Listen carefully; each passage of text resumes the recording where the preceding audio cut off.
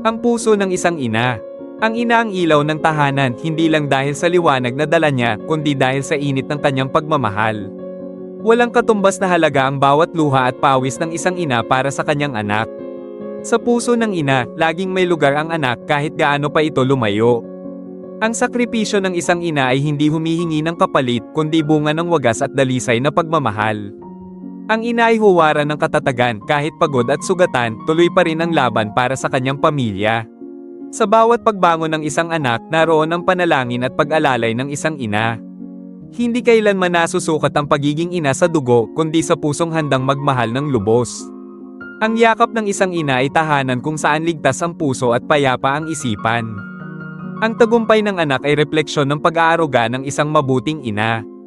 Ang ina ay ang una at huling sandigan ng anak sa bawat pagsubok ng buhay. Follow for more.